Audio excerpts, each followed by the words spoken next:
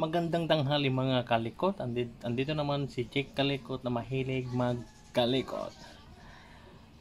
Yan, andito na naman tayo sa ating YouTube channel. Meron po akong ipapakita o isi-share na naman ulit. Meron tayong ilalagay dito sa aking rider. Yan. Ito, kung ilagay natin to, itong auto style horn. Yan. Yan, in-order ko po sa online. Yan.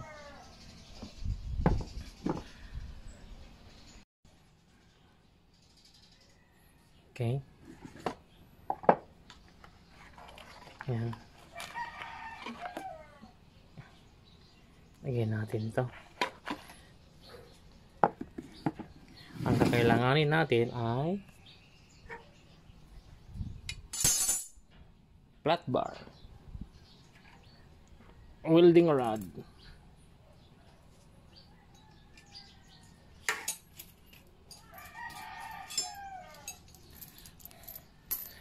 yan, nut at saka bolt, pero mahaba. Puputulan ko na lang kasi nakita ko ito sa bodega. Sayang naman kung bibili pa tayo. Yan. Yung isa hindi stainless, pero papalitan din natin. Linggo ngayon kasi kaya close ang pagbilhan. Ayan. Grinder. At mga tools. Ayan. At welding machine. Okay. Mga kalikotex, let's begin. Muna tanggalin natin itong fairings nya para mas malaya tayong maggalaw o hindi pigado.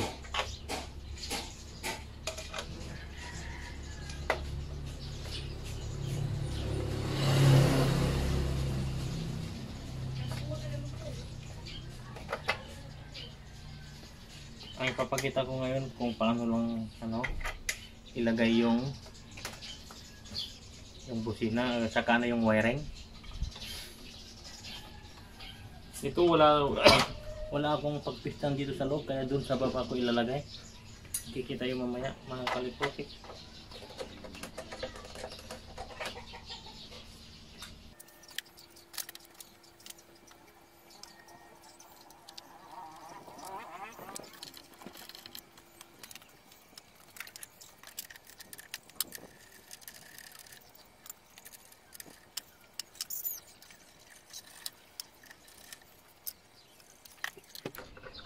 Itong rider mabilis lang tanggalin yung mga flarings nya.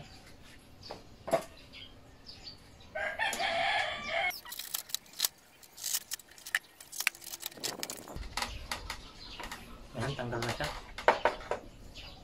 Mabilis lang.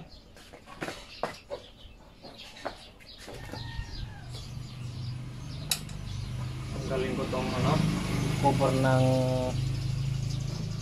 filter.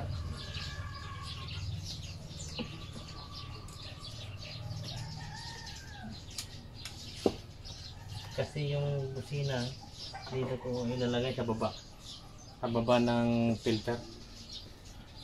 Hindi ko mailagay dito, hindi kasya.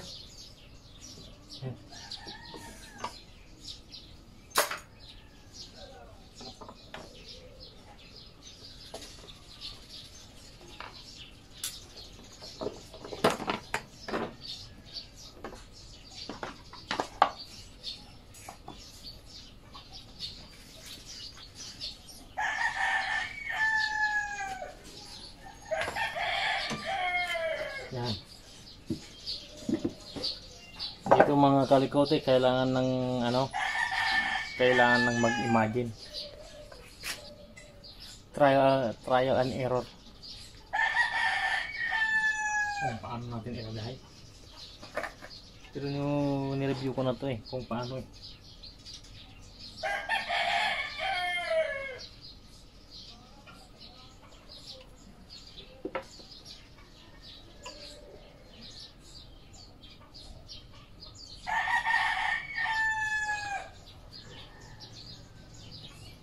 pa yung tambutso.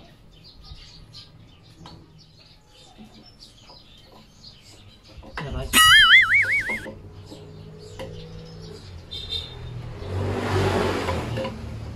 Mas mahirap to kaysa wiring.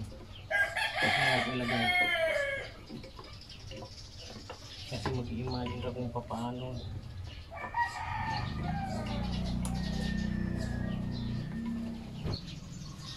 Okay, hanggang mamaya try natin ha. Okay. Kasi medyo matagal. Itatry ko muna kung paano. Mamaya ulit. Yan mga kalikotek. Yan. Ito yung unang kusina sa ating paglalagyan. Ito. Yan. Yan. Grind ko na lang. Nag-grind ko na. At puputulin ko na lang dito. Yan, puputulin ko dito.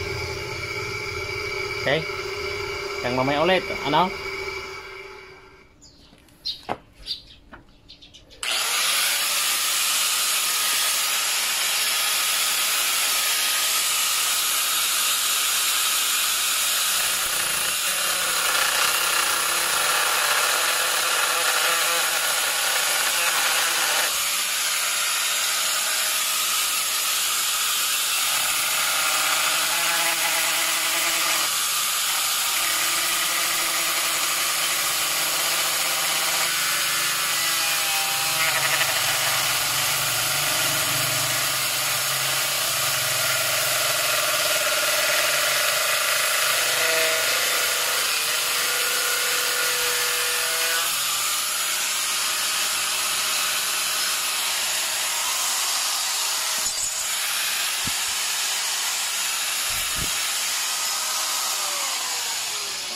Okay.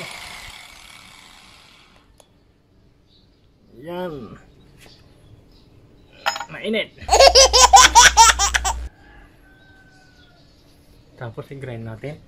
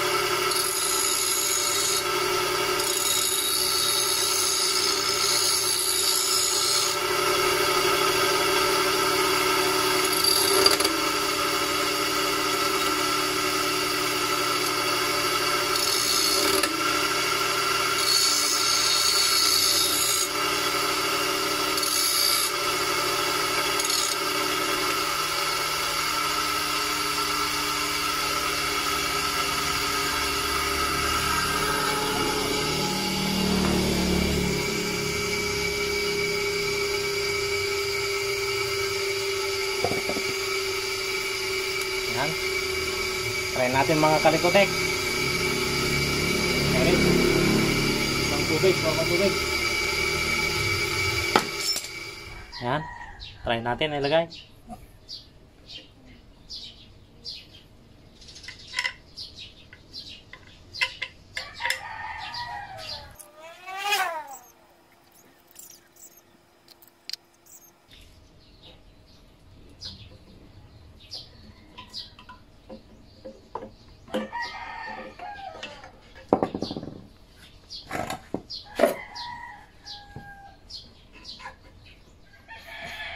Yan mga kalikotics, na tapos na, pero road test muna natin. Yan, andito.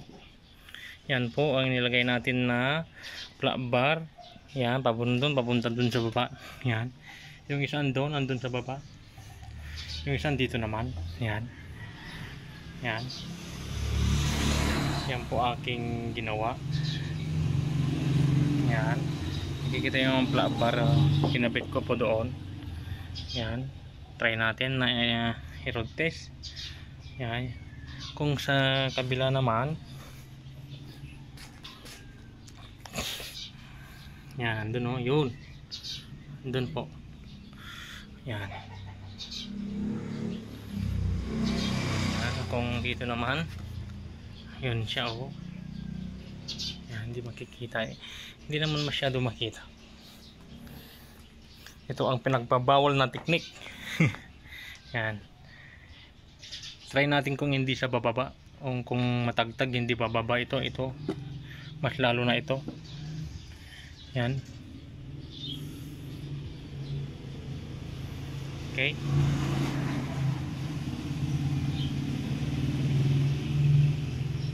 Yan. Try natin ibalik sa dati. Okay.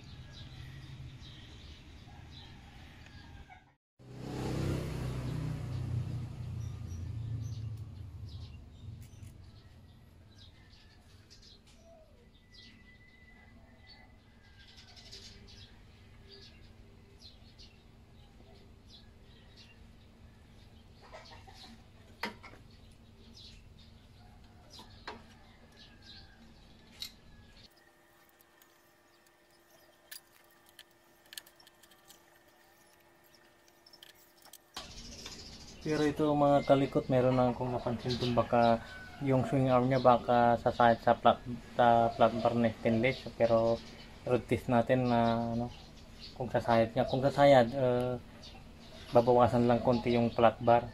Igagrind.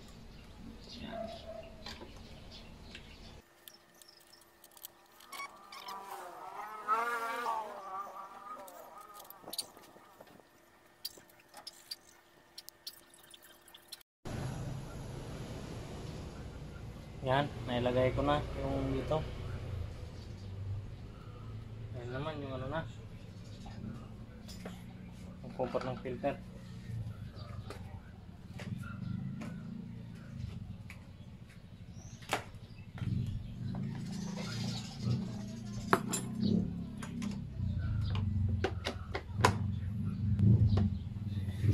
Next na i-video ko, i-vlog ko yung pag-wiring.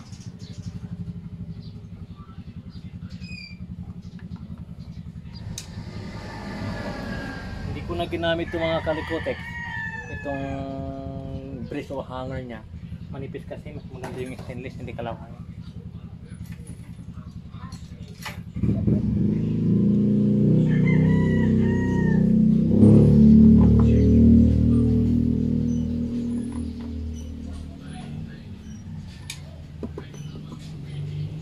Yun, hindi halata na may ganon kasi bawal po to bawal sa LTO ito mga kalikotex, pero inilagay ko lang to for emergency purpose para madinig yung busina. Alimbawa mayroon tayong bubusina na hindi niya marinig, gagamitin natin yan.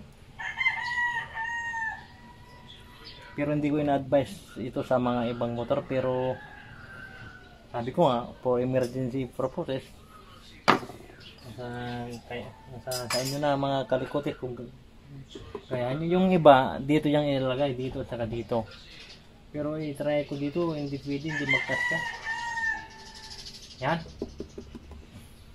Okay, lagyan natin yung fairing kasi meron pa tayong pupuntahan. May lakad kami ni Commander.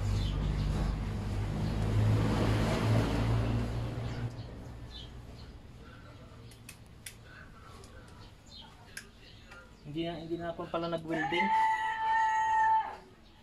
Hindi na ako nag-welding kasi nag-iba yung isip ko Nag-iba yung plan ko, naging plan B.